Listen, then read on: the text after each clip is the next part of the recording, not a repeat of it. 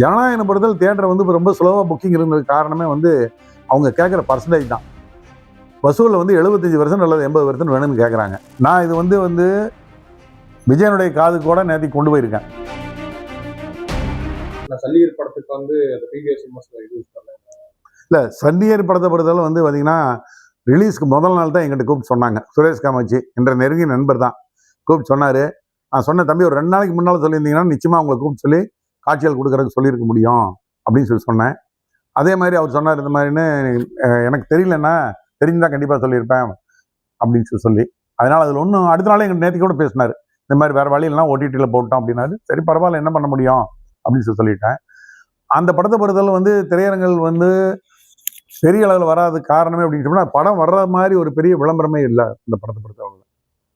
அது ஒரு காரணம். 2வது பிவிஆர் திரையரங்கத்தை பொறுத்தளவில் வந்து அவங்ககிட்ட ஏதாவது குறை இருந்ததுன்னா எங்ககிட்ட சொன்னாங்கன்னா நாங்கள் கூப்பிட்டு சொல்லியிருக்க முடியும். அவங்க சொல்லாதனால தான் அந்த படத்துக்கு அவங்க தியேட்டர் கொடுக்க முடியல. அடுத்தாப்புல இந்த குறை இல்லாத அளவுக்கு நாங்களும் பார்த்துக்கிறோம். வர பொங்கலுக்கு வந்து எது நான் ஜனநாயகம் தான் அதிக தியேட்டர் விழுகும். என்ன அது சென்சார் சர்டிஃபிகேட் இருக்குல்ல, ஒரு பிரச்சனையுமே இல்லை. சென்சார் சர்டிஃபிகேட் நாளைக்கு வாங்கிடுவாங்க. இது காலமாக எல்லா பெரிய படத்துக்கு இருக்கிறது தான். ஒரு 10-15 கட்டு கொடுப்பாங்க. அந்த கட்டுகளை அவங்க சரண்டர் பண்ணி அந்த வசனங்களை மியூட் பண்ணி போகிறனால ஜனநாயக படத்தில் தியேட்டர் வந்து இப்போ ரொம்ப ஸ்லோவாக புக்கிங் இருந்தது காரணமே வந்து அவங்க கேட்குற பர்சன்டேஜ் தான். வசூலில் வந்து 75% அல்லது 80% வேணும்னு கேட்குறாங்க. பக்கத்தில் இருக்கிற கேரளாவில் அது 60%, பாலக்காட்டில் 60%க்கு படம் போடுறாங்க, கோயம்புத்தூரில் 75% வேணும்னு கேட்குறாங்க. அந்த முரண்பாடுனால தான் நாங்கள் இதுவரைக்கும் தியேட்டர் புக் பண்ண முடியல. நாங்கள் என்னங்கிற 70% கூட கொடுக்குறோன்னு சொல்லிட்டோம். அவங்க அது முடியாதுன்னு பிடிவாதமாக 75% வேணும்னு கேட்குறாங்க.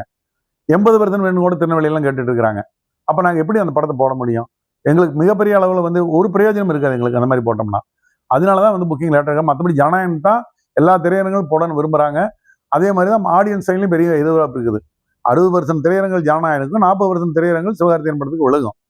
ஆனால் இப்போ அவங்க கேட்குற பர்சன்டேஜ் முறையினால ஏதாவது திரையரங்கள் குறைஞ்சு போட்டுட்டுனா நாளைக்கு என்னமா போட்டுட்டுனா அதான் மேலிடத்துலேருந்து அழுத்தமாச்சு, அதனால தான் இவங்க இப்படி பண்ணிக்காங்கன்னு நீங்கள் பத்திரிக்கையாளர் எழுதுவீங்க.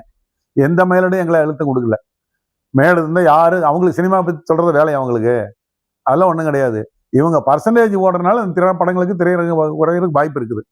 நான் இது வந்து விஜயனுடைய காதுக்கு கூட நேற்று கொண்டு போயிருக்கேன். இந்த மாதிரி இருக்கு, கொஞ்சம் நீங்கள் கூப்பிட்டு சொல்லுங்கன்னு சொல்லியிருக்கேன். பார்ப்போம் அவங்க இன்னைக்கு என்ன பண்ணுறாங்கிறது பார்ப்போம். 2025 எந்த படம் நல்லா ஓடிச்சு அது வசூல்? அதாவது தியேட்டர்ல பெரிய வசூல் சின்ன படங்கள் தான்.